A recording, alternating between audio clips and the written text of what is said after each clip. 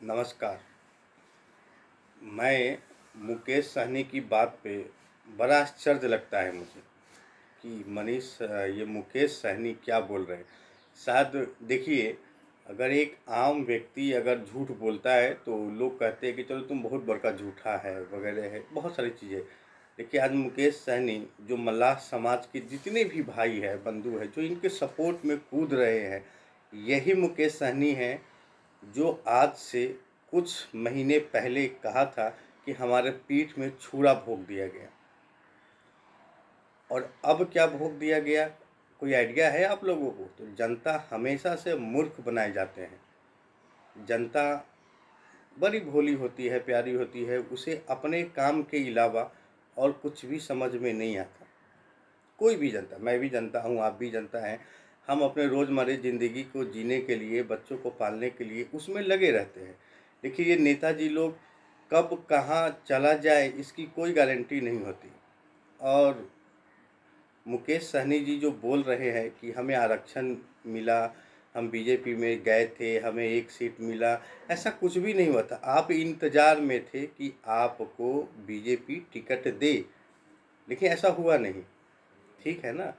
और आप कैसे, आप पे बिहार की जनता आप पे भरोसा करेगी? आपने खुद कहा था अपने मुख से, गला फाड़ फाड़ के, गंगा जल जिस समय आप लोगों को पिला रहे थे, संकल्प दिला रहे थे, उसी समय आपने कहा था कि तेजस्वी यादव ने पीठ में छुरा भोंक दिया, पीठ में छुरा भोंक दिया।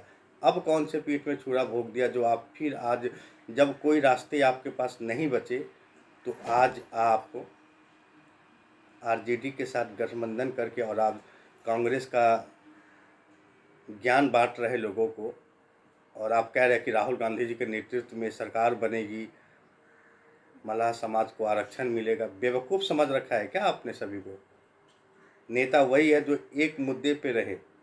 एक बार पीठ में छुरा भोंक दिया तो भोंक दिया। आप अगर इसी बात पे रहते, आप निर्दलीय चुनाव लड़ जाते।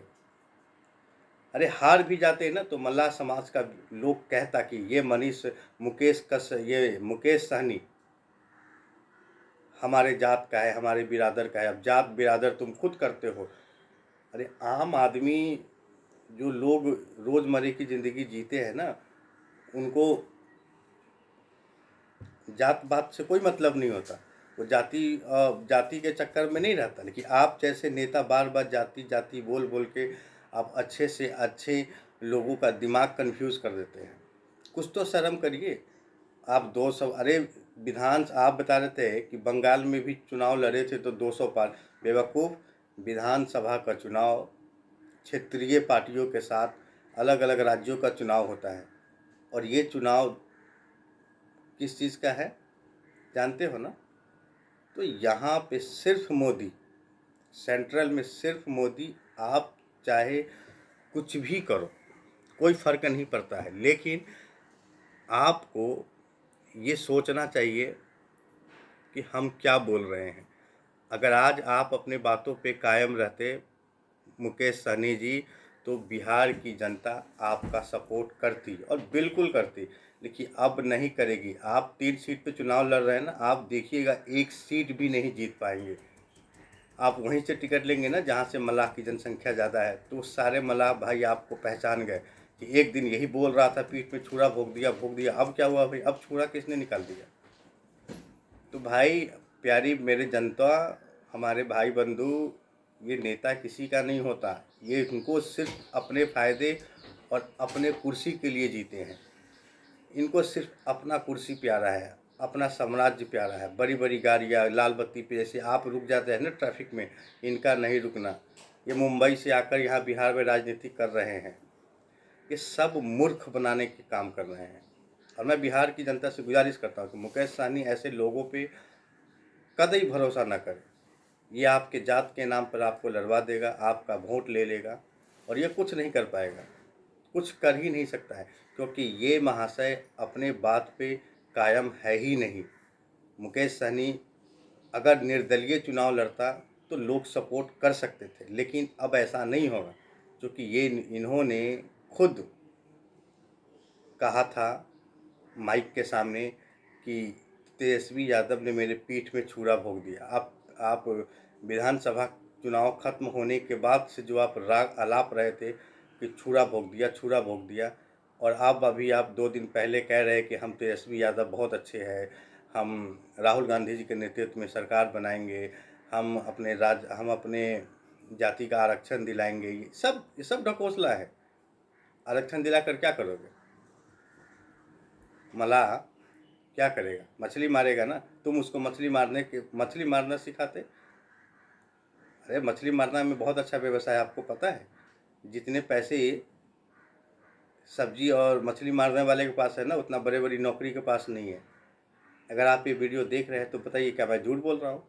तो भाई, हो सकती है मुझसे कोई गलती हुई हो, मुझे बात करने में, मुझे मुकेश सहनी जी के बारे में ऐसा नहीं बोलना पड़ा, पर अत्यंत दुखी होने के बाद मैं ये बात बोलने में भी मुझे शर्म आ रही है कि मुकेश सहनी ने खुद कहा था कि हमारे पीठ में छुरा भोग दिया। तो तकलीफ हमें होती है तो आपको फिर देखिए, नेताजी को कोई तकलीफ नहीं होती है। नेताजी को सिर्फ अपनी कुर्सी प्यारी है और कुछ नहीं। और मुकेश सहनी जी, आप कान खोल कर सुन लीजिए, आप बिहार में एक सीट भी नहीं जीत पाएंगे, ये मेरा दावा है। क्योंकि आप क्या लेकर जाएंगे जनता के सामने? आप क्या बोलेंगे कि हमको आरजेडी ने कहा है कि अगर हमारी सरकार बनेगी तो हम आरक्षण दिलाएंगे? तो साथ साथ ये सवाल भी आपसे जनता पूछेगी कि भैया, आप तो कह रहे थे कि हमको पीठ में छुरा भोग दिया, अब वो मलहम लग गया क्या? वहाँ बैंडेज पट्टी हो गई क्या? छुरा पे घाव सूख गए क्या?